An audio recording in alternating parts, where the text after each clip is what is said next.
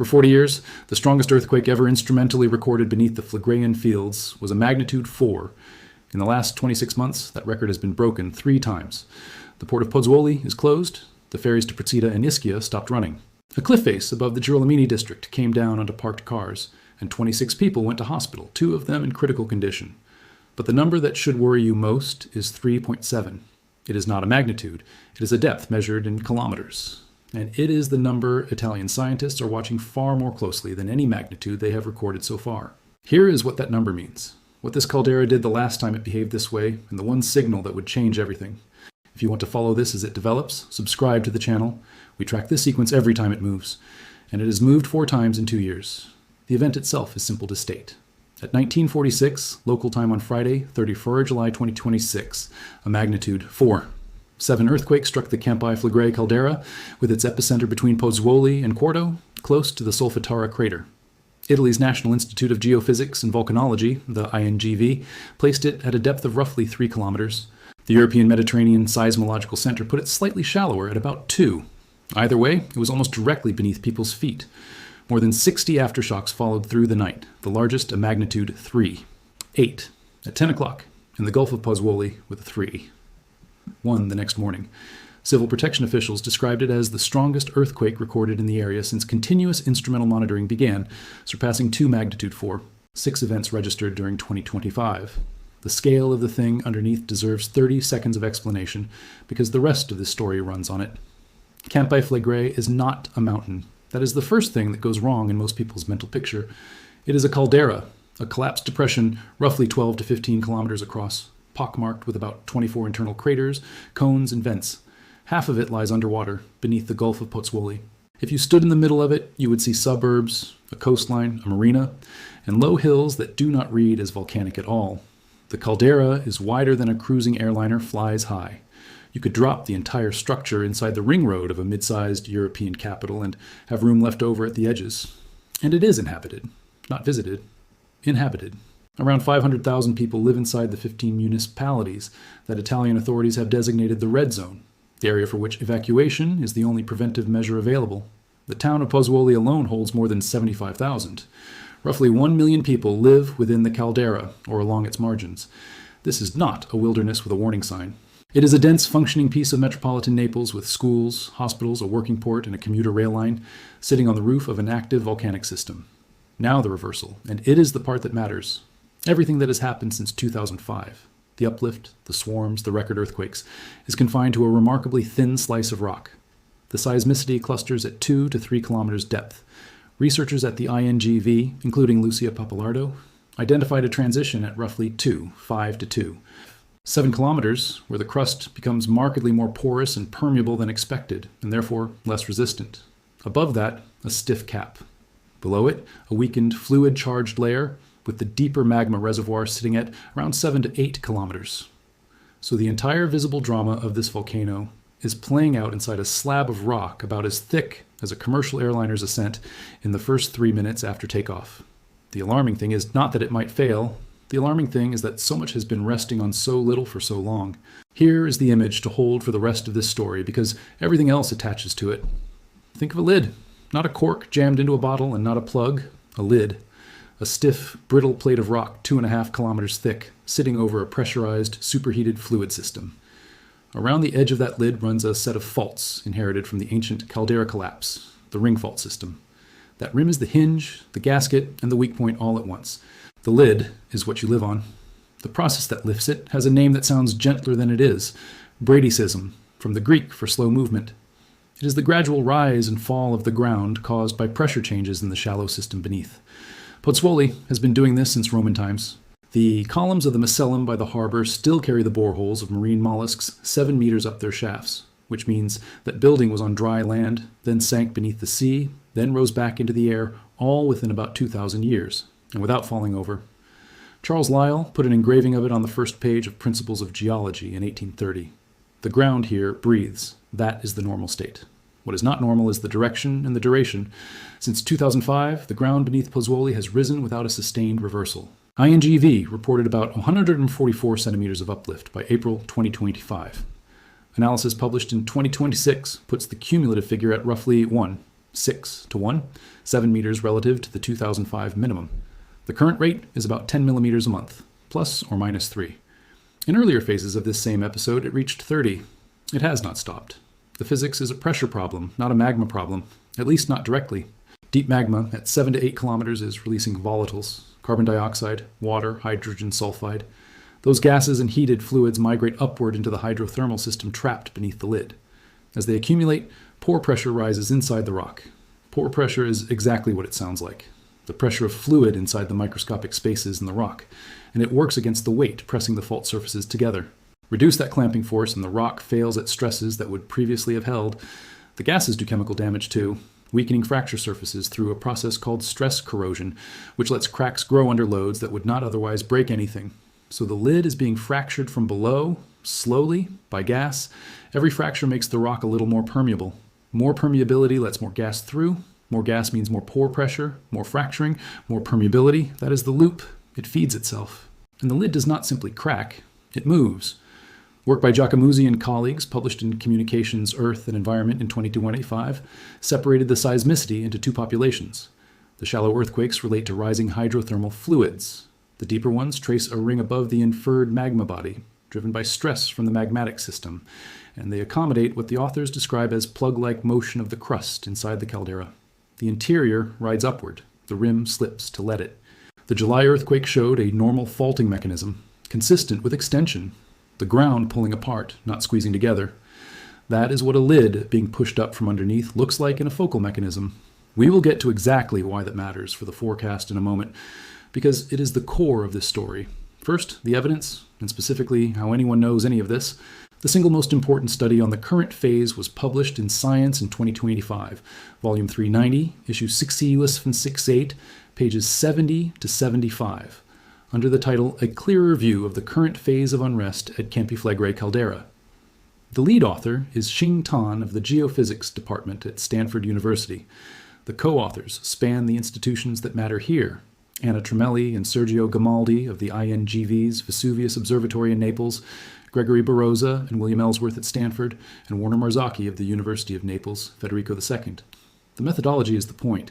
The team took continuous seismic recordings from the monitoring network installed around the caldera and reprocessed them with a machine learning system retrained specifically to recognize volcano-tectonic earthquakes in an extremely noisy, heavily urbanized environment, which is a genuine technical problem because a caldera full of traffic, ports, and industry generates enormous background vibration. The date range runs from 24 January 2022 to 20th of March 2025. 3 years and 2 months of continuous data. Not sampled, not spot-checked. The manually compiled catalog for that window held roughly 12,000 earthquakes. The reanalysis expanded it to more than 54,000.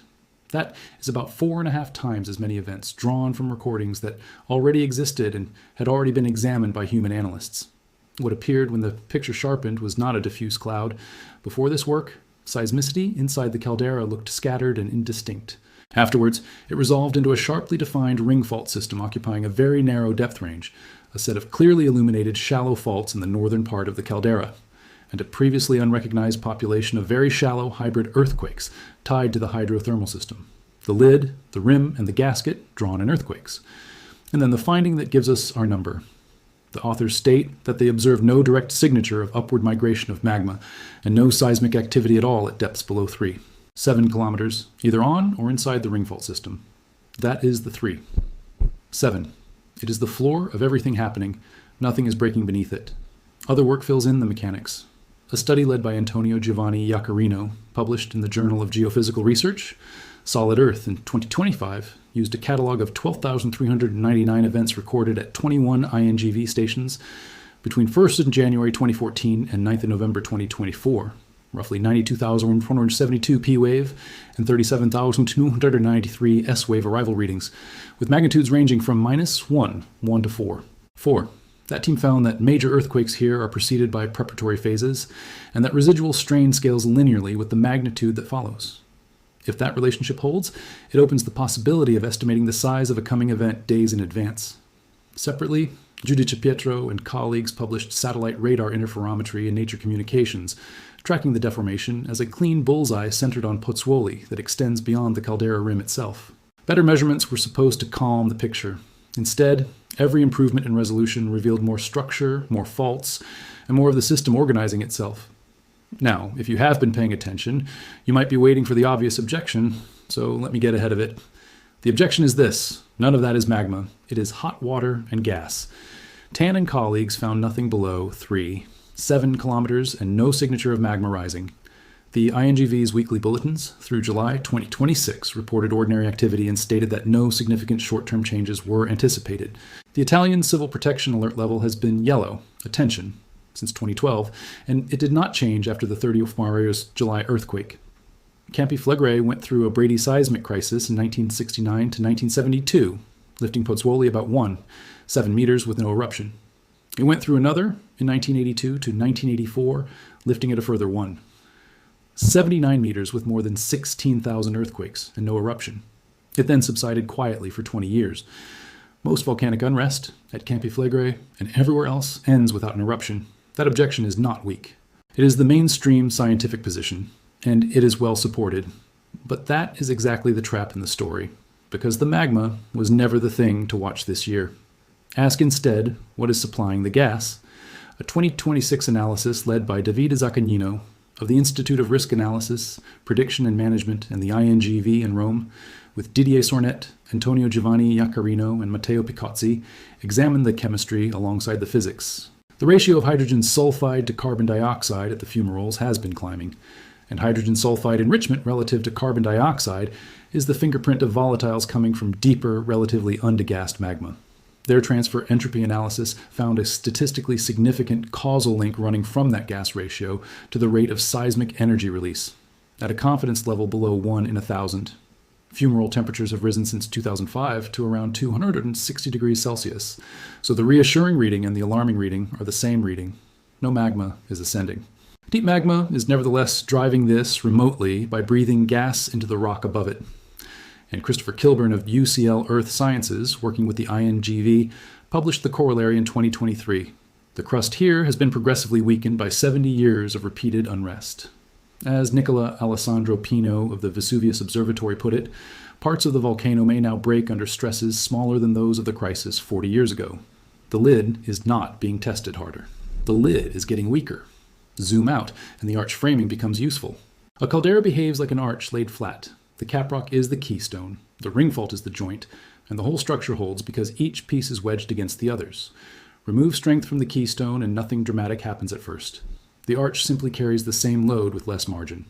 The self-sustaining part has a name in the 2026 analysis, a finite time singularity. In plain terms, exponential growth means a system grows in proportion to its current size. A finite time singularity means it grows in proportion to a power of its current size. The growth rate itself accelerates as the accumulated damage accumulates. Systems like that do not settle. They run until something structural changes. Zaccagnino and colleagues tested both models against 26 years of GNSS vertical displacement from station right at the center of the deforming zone and against cumulative seismic strain. And the singular model beat the exponential one on both datasets robustly across nearly every analysis window they tried. Their combined estimate for the critical time, the point at which the current trajectory, if maintained, culminates in a change of regime, is approximately 2033, with a 95% confidence interval running from 2030 to late 2034. Uplift is projected to reach roughly 4 meters by the early 2030s, against about 6 to 1, 7 today. That would substantially exceed every 20th century crisis here. The cascade beyond the caldera is not hypothetical either. The 31 July earthquake closed a working port, halted a metro system, cut ferry service to 2 islands, and dropped a hillside onto a residential street. That is a magnitude 4. 7. Naples Airport sits directly downwind of the caldera under prevailing westerlies. In 1538, ash from the system traveled 100 kilometers east. That history is not trivia. It is the operating manual for everything they are doing tonight. Campi Flegrei has erupted once in recorded history, and it happened here, at the point of maximum uplift, in the lifetime of people whose letters we can still read. Between 1430 and 1538, the ground around Pozzuoli rose by roughly 16 meters. Residents first noticed new land emerging from the sea in 1502. Seismicity picked up through the 1530s, with a first peak in the spring of 1534. From 1536, the earthquakes became more frequent and more severe. By February 1537, houses in Pozzuoli were damaged, some badly, and people began leaving the town. The Solfatara crater grew more sulfurous. On 20th of April 1538, a quake was felt in Naples, strong enough to frighten the city. Then the sequence tightened. Shaking peaked on 14th of September, paused, restarted on the 20th. By 22nd September, people were sleeping outdoors rather than in their houses. By the 27th, the shaking was nearly continuous, with 5 to 10 events a day felt in Naples, 20 kilometers away. On 28th September, roughly 20 tremors were counted between daybreak and nightfall, including one estimated around magnitude 4. 0. In the final 36 hours, the ground at Lucrino rose by something on the order of 7 meters. At about 7 in the evening on 29th September 1538, the ground opened near the village of Tripergole on the shore of Lake Lucrino. The first phase was phreatomagmatic, magma meeting groundwater and seawater, which is the most violent way for a small eruption to begin. Muddy ash rather than dry pumice, pyroclastic density currents spreading a few hundred meters from the vent, a column that reached about 5 kilometers. By dawn, Pozzuoli, 3 kilometers away, was under something like 25 to 30 centimeters of wet ash. Half the cathedral roof collapsed under the weight. Naples got several centimeters. Tripergole, its castle, its hospital, its Roman thermal baths, was buried and has never been precisely relocated since. The eruption paused. On 1st October, the ash stopped falling, and the physician Pietro Giacomo da Toledo climbed the fresh cone and looked into the crater at mud and water boiling at the bottom. Activity resumed on 3rd October at 4 in the afternoon. Then a second lull. On 6th October, the last day, the low-level activity had drawn sightseers onto the slopes of the brand-new mountain. At about 4 in the afternoon, explosive activity restarted, and a sudden blast through the south-southeast flank killed 24 of them. Total erupted volume, roughly 0.03 cubic kilometers. A new hill about 130 meters high, standing where a lake had been. In 1 week. Hold both numbers. The caldera-forming eruption 39,000 years ago produced more than 300 cubic kilometers of magma. Monte Nuovo produced 3/100 of one. The small one is 10,000 times smaller than the catastrophic one, and the small one still destroyed a town, buried a cathedral roof, and killed 24 people who thought the danger had passed. The modern precedent is shorter but closer. In October 1983, as uplift hit 5 millimeters a day, a magnitude 4, 0 collapsed buildings in Pozzuoli. Downtown Pozzuoli was evacuated. Some 30 to 40,000 people were moved out of the historic center, many permanently. Rione Terra, the oldest quarter, was seized by the state and still stands largely empty, walked through by tourists. Those residents were told the ground was rising because magma was rising. It was not. No eruption came. The evacuation happened anyway, and it did not reverse. 3 claims are circulating about the 31 July earthquake right now, and all 3 are wrong in ways worth understanding. The first is that an eruption is imminent, that this quake is the final warning. It is not, and no monitoring agency has said anything resembling it. The alert level did not change. Tan and colleagues found no seismic signature of magma migration and nothing breaking below 7 kilometers. The INGV's own bulletins in the weeks before the event reported activity comparably calm, with 8 recorded earthquakes in the week of 13th to 19th of July, the largest a magnitude 0. 8. The claim survives because it is recycled. Near-identical imminent eruption articles have circulated after every notable Campi Flegrei quake since at least 2023. The second is the supervolcano conflation, that what is coming is a repeat of the Campanian ignimbrite, the eruption that covered the Mediterranean in ash 39,000 years ago and may have driven a volcanic winter. That event is what earns Campi Flegrei the word supervolcano, and it is genuinely the largest known eruption in European history. It is also not the reference scenario. Italian hazard planning is built around a Monte Nuovo scale event, and the peer-reviewed work explicitly treats a caldera-forming eruption as unlikely in the near term. Using the biggest number in the file to describe the likeliest outcome is not caution. It is a category error. The third is a family of attribution errors. Footage from earlier Campi Flegrei swarms and from unrelated eruptions elsewhere has been recirculated as 30 July material. The event has been attributed to Mount Vesuvius, which is a different volcano on the opposite side of Naples, with a different plumbing system. And underneath both sits the cover-up framing, that the real data is being suppressed. That one collapses on contact with the actual publication record. The Vesuvius Observatory publishes weekly and monthly surveillance bulletins in public. The Zaccagnino team went further and proposed a cryptographically secured forecasting system that timestamps predictions before the fact, specifically so that no forecast can be quietly rewritten afterwards. Suppression is a difficult accusation to sustain against people building tamper-proof public receipts for their own predictions. Strip away all 3 claims, and the real picture is more unnerving than the fake one. So let me be exact about what this does and does not mean, because overclaiming here is its own kind of damage. This is not the world ending next week. It is not a supervolcano awakening. There is no evidence that magma is ascending toward the surface, and the people with the densest monitoring network on any volcano on Earth are saying so in public documents you can read. What it does mean is narrower and harder. The near-term hazard at Campi Flegrei is not eruption. It is earthquakes, shallow, damaging, in a densely built area where much of the housing stock was not designed for repeated shaking. A 2024 analysis in Nature Communications, led by Junio Iervolino at Federico II, placed the reference moment magnitude for structural retrofitting in the range 4 to 5. 1. Note that the 31 July event sits inside that range and near its lower half. The engineering community has already conceded that larger is possible and has been designing for it. Timescales differ by an order of magnitude between the two threats. The imminent thing, the thing that could happen this month, is another magnitude 4+ earthquake, causing rockfalls, damaged buildings, and displaced families. The slow thing is the uplift trajectory, which the 2026 analysis projects toward a regime changed somewhere between 2030 and 2034. And the authors are explicit that a regime change is not the same as an eruption. It might be new fracturing. It might be a bradyseismic peak followed by subsidence, exactly as in 1972 and 1984. Normally, scientists hope the scariest scenario is the outlier. Here, the honest answer is that nobody can currently tell which scenario they are in. Now translate that into lives. 500,000 people live in the 15 red zone municipalities where evacuation is the only protective measure available.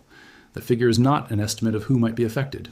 It is the number Italian civil protection has formally planned to move, with host regions and autonomous provinces already twinned to receive them under a decree published in 2016. Pozzuoli holds more than 75,000 of them. Boccoli, Quarto, Monte di Procida, and the Naples districts of Bagnoli and Fuorigrotta hold most of the rest. Roughly 1 million people live within the caldera, or along its margins, inside a metropolitan area of about 3 million. What stops? On the evening of 31st July, the port of Pozzuoli closed, which cut the ferry link to Procida and Ischia, two islands whose summer economies run entirely on that link, at the height of the tourist season. Rail service across the Naples network was suspended for inspections. Parts of the metro stopped. Power failed in several neighborhoods and on Procida. Firefighters ran structural inspections across the caldera. Hundreds of people left their homes. Families slept in cars and in civil protection assembly areas. Some families displaced by the 2025 earthquakes have still not returned. Sit with what that means as a repeating event, rather than a single night. This is the fourth record-setting earthquake in 26 months. A magnitude 4. 7 releases roughly 11 times the energy of the magnitude 4. 0 that emptied downtown Pozzuoli in 1983. And about 40% more than last year's 4. 6. Each one damages buildings that were already damaged. Here is what to actually watch, and it is not the next magnitude number. Watch the depth first. The 3. 7-kilometer floor is the most informative single figure in this entire story. As long as nothing ruptures beneath it, the system is behaving as a pressurized lid over a hydrothermal reservoir. If earthquakes begin appearing below that floor or begin migrating upward from depth over days and weeks, the interpretation changes completely. That is what magma on the move looks like, and it is the observation that would move the alert level. Watch the uplift rate second. It sits near 10 millimeters a month. In earlier stages of the same episode, it reached 30. A sustained return toward that figure would mean the 2033 trajectory is being met or beaten. A genuine reversal into subsidence would mean this episode is ending the way 1972 and 1984 ended.